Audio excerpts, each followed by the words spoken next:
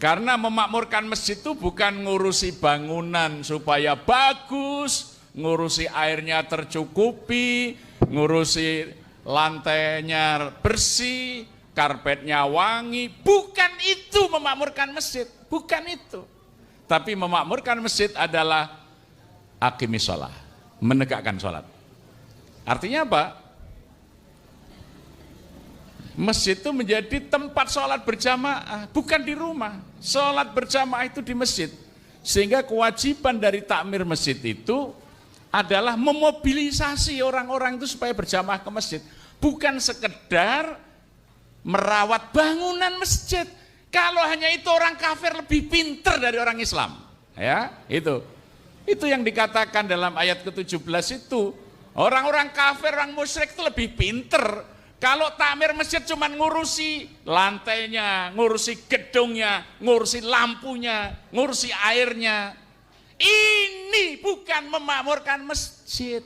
Kalau memakmurkan masjid, takmirnya itu hanya ngurusi bangunannya, ngurusi pagernya, lantainya, ya, kamar mandinya supaya bersih. Ini orang kafir lebih baik.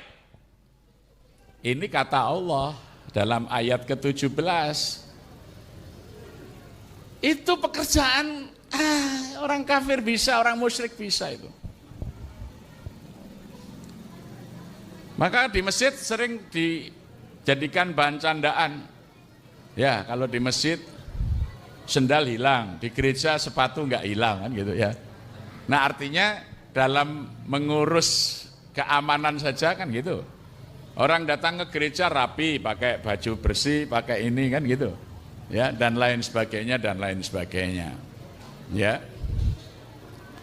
Jadi urusan memakmurkan masjid itu bukan urusan mengurus bangunan.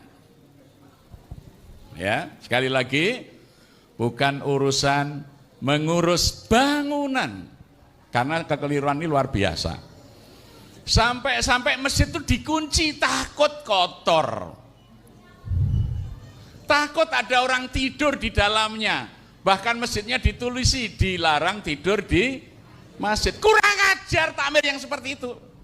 Sama dengan orang kafir itu dalam mengurusi bangunan. Yang diurus bangunannya. Bukan itu memakmurkan masjid. Bukan itu.